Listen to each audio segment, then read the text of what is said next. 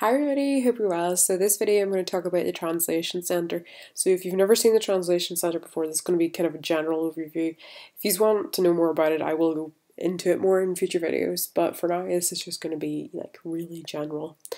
So the Translation Center, you can take part basically in improving the quality of the game in terms of the text that's used. So that's whether that's in correcting spelling mistakes, correcting grammar, maybe just changing the description of something to make it clearer and more understandable, because a lot of the game is translated from obviously French.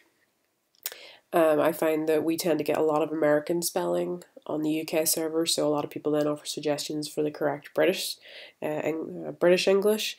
So it's nice in that you can get little gifts and stuff for it, but it can be really annoying because sometimes there will be suggestions that you might make that are kind of opinion based, and I tend to think it's best to avoid those because you might disagree and think it's not very clear, but a lot of other people might think it makes perfect sense. So it's better to make suggestions that are really clear, like a really obvious spelling mistake or a really bad grammatical error, for example. So basically you can suggest corrections. So you can use the text search to actually find words that are spelled incorrectly on the game, and it will search the whole game for that.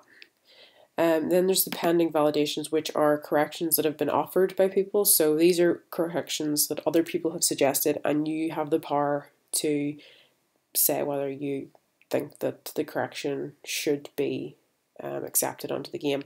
Now, obviously, you get asked about, I think it's about 5 or 6 different questions. So, does this suggested correction still contain a typo, a syntax, or spelling mistake? So basically, what they're saying is, this is the original piece of text on this side, and on the right hand side you've got the correction from the player. So you're marking this in terms of this. So you go through that, and if you find that maybe you can still see a mistake there, you can refuse it and offer a better correction. Then the explanation from the player, so the player can give an explanation of why they think it's wrong.